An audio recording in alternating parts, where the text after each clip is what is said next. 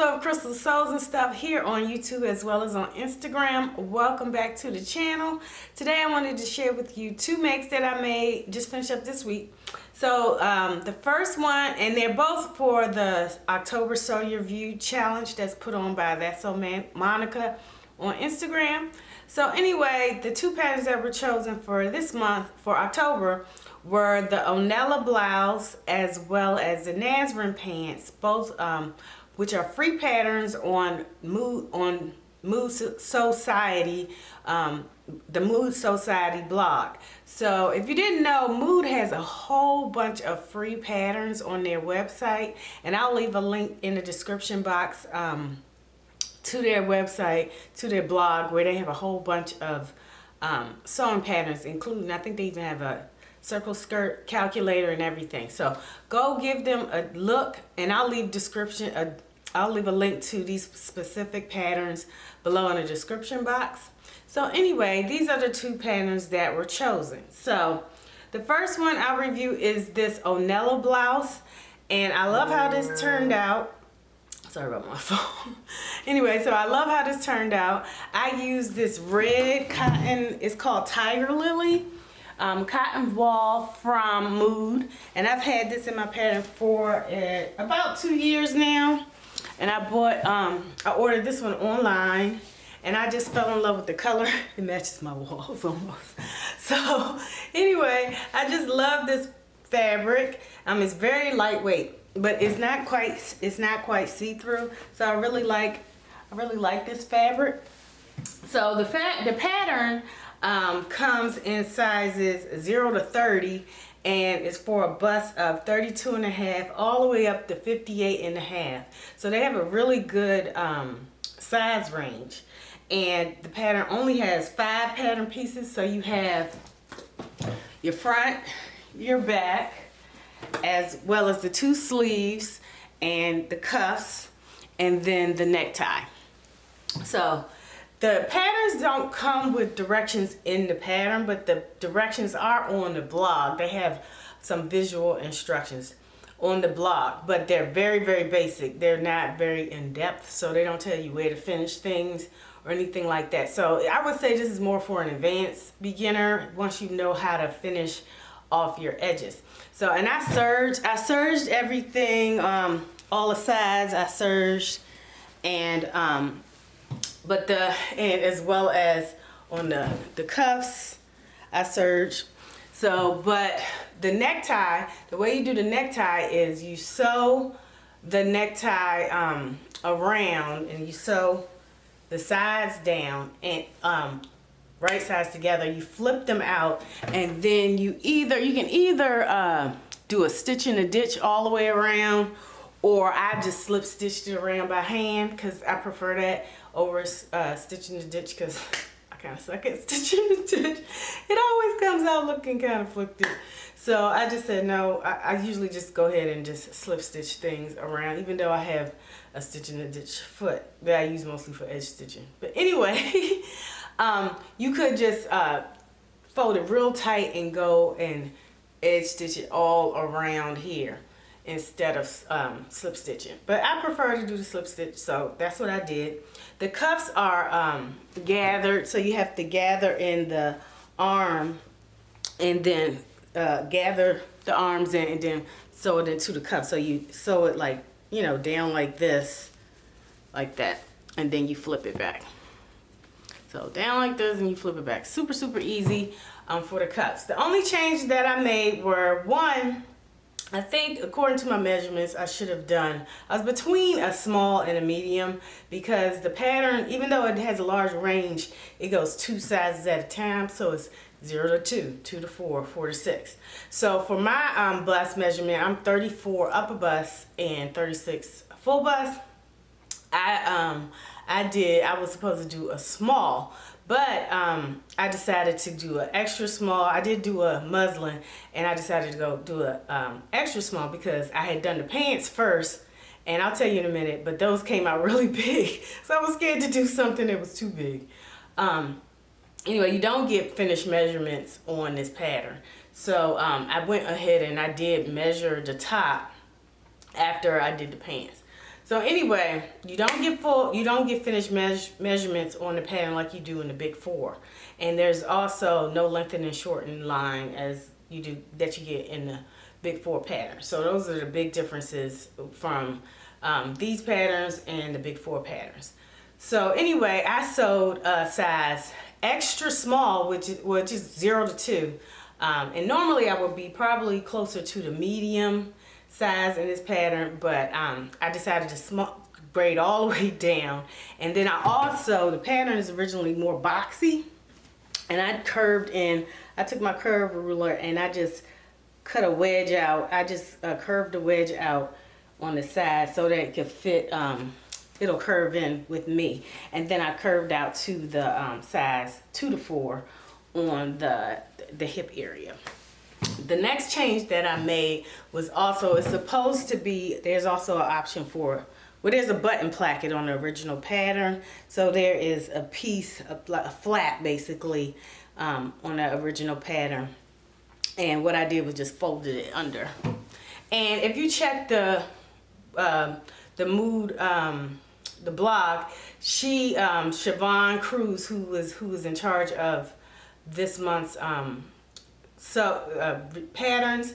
So anyway, she did a little blog post on this top, and she sewed it in a jersey, and she removed the button placket, and she shows you exactly how to do that. So basically all she did was fold the button placket in and just sewed on from there. But so that's what I did, because I just didn't see the point of doing a button placket when it's going to be covered up by the tie. So even if I tied it up, it's still, you wouldn't be able to see the buttons. So I said, I'm not going to deal with that unnecessarily, and nobody's going to see it. So anyway, that is what I did, and I pull it on and off over my head very easily because it's a big V neckline. And so that is, I think, is there anything else? Okay, so the pattern does call for 3 yards of poplin, voile, flannel, or velour, and one of the samples, she called it the Onella Blouse Redux, was done in a jersey, a lightweight, I believe it was a rayon blend jersey, and the other sample was done in a poly crepe. So I decided to do mine in voile because I wanted, since this is a mood pattern, I wanted to go ahead and use one of my mood fabrics that I've had in my stash for a while. So I'm trying to think anything else. So that's it. The only thing with the voile is it does wrinkle a bit. So when you move too much, it does wrinkle a bit, but it's still cool. I really love it, and I love the color. The color is what drew me to this fabric, and I love how it looks against the pants. So moving on to the pants. So the pants that I sewed are called the Nasrin pants, and I knew I had to make this because that's my daughter's middle name. And anyway, so I said, well, let me sew these up. So anyway, this is a really simple pattern to make, but I had fitting issues. So the pattern comes in sizes 2 to 30 again, and that is for hip sizes 34.5 all the way up to size 63. And the pattern calls for, according to the blog, it calls for faux suede, corduroy, and silk twill. And in the sample on the blog, they used a gold stretch, a stretch gold fabric. So I even have this fabric, and I'll show it to you. It's this beautiful gold fabric, and it says that it has stretch, and it does have some stretch, but not a lot. Okay, you see that? So after seeing the sample and the gold stretch, I said, well, I can use some stretch fabric in my stash, because I didn't want to use the same gold in the on the blog, because I had that earmarked more for either a jacket or some kind of gold skirt or something like that. And I just been too scared to sew it because it's faux gold, it's faux leather, and once you pierce it, it'll get holes in it. So that's one of my precious fabrics. So I just didn't want to make pants from it. So I said, well, I'll just wait, and if this goes well, maybe I'll do it in the pants, maybe not. I'm gonna just see how this goes. So instead, I decided to use this this black and white stretch denim, and you see it's pretty stretchy. So that's probably why I had some problems. So see, what happened was it came out so giant. They were just so huge on.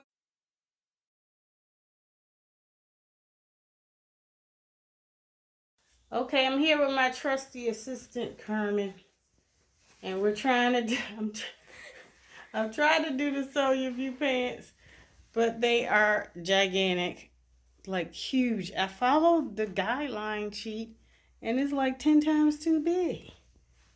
Look. So Carmen helped me pin it down to bring it in some. I had already taken it in about 4 times already, and she helped me pin it down. So I'm hoping these turn out right. These might be a wash. I don't know what would happen if it didn't turn out right. I don't know. It's not the end of the world. It'll be a learning experience. So anyway, I think it all boils down to my fabric choice, because this gold in the sample, and I should have checked the stretch on this gold. I just read that it had stretch in it, and so I said, well, let me do stretch, but I didn't like actually do what I just showed you and pull that and I actually have the fabric. I should have did that. I didn't do that. So I picked this stretch denim fabric from Joann's, and it has a good amount of stretch to it. And I just think the sizing that I picked didn't match the fabric that they recommend in the pattern. So I sewed a size 10 to 12 because again, it's still in the 0 to 2, 2 to 4, 4 to 6, and so on, all the way up to size 30. And normally I would be more of a 16, 18 because my hips are 40. And then, but the 16 started, I believe, at 42, and the 14 ended at 40. I'll double check, but anyway, I was between those two sizes. So I did pull out one of my other patterns that I made, and my pink and white plaid pants that I made, and I laid up the pattern pieces from that pattern that I used for that. It was a butterick pattern, but anyway, I laid it up against, and I folded all the darts in and everything on just the front, and it was still a little bit big for the 16, 18. So I said, well, I'm gonna go ahead and do the 12 to 14. It should all work out. It didn't. It came out so big, and I think because this jeans fabric has way more stretch in it than the gold fabric in the on the blog, and it's also, they also recommended corduroy and twill, which don't have stretch. So anyway, you live, you learn. And so I don't recommend this fabric with stretch in it. If you do, I would definitely make a muslin. I did make a muslin at the top, but I didn't make one at the bottom, because I learned after I made the pants, I was like, I'm gonna go ahead and make a muslin of the top, because I want to make sure everything fits correctly.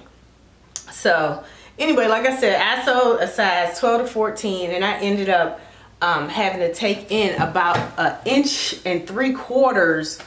off of the side seams and the inseam. But I think the basics of this pattern are good. It only has about 5 pattern pieces, so it has a front, a back. There's a pocket, so cool little side pockets right here.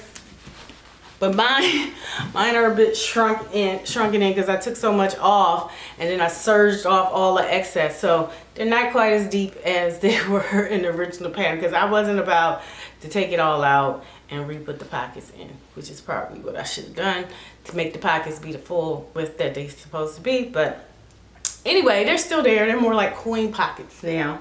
That's what I'm going with.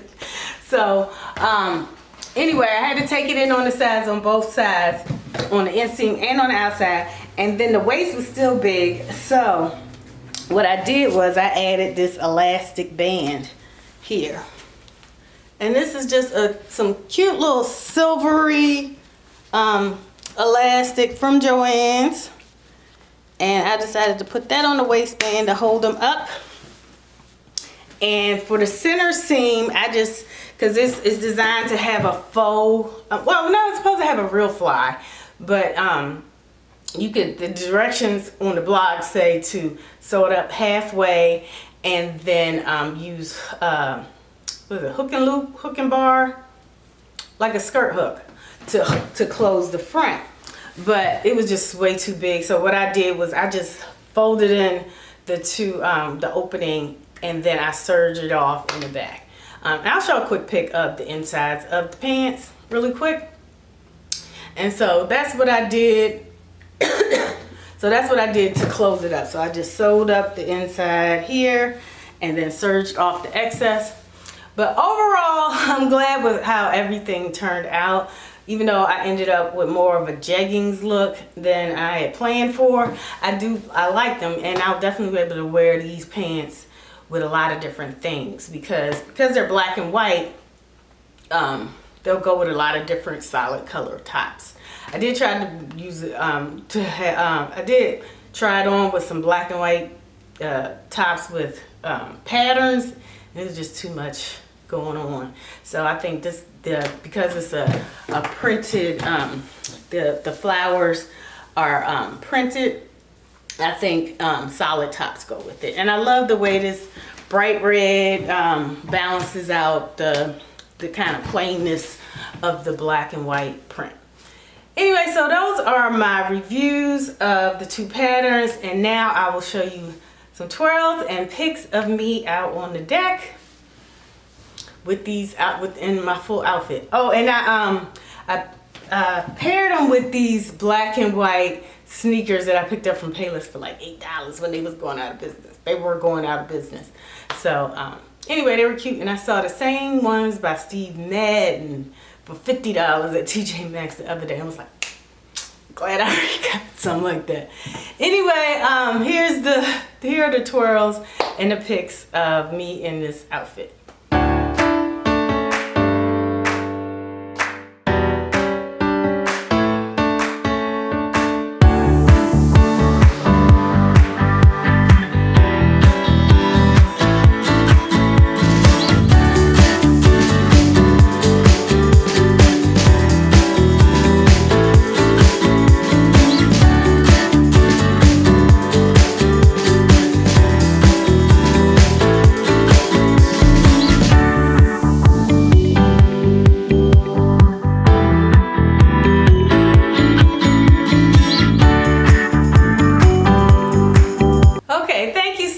For watching. I look forward to seeing you all next time. Right now I'm trying to figure out what I'm gonna be sewing up next. I really have not decided what I want to do next. I do have a couple things brewing in my mind.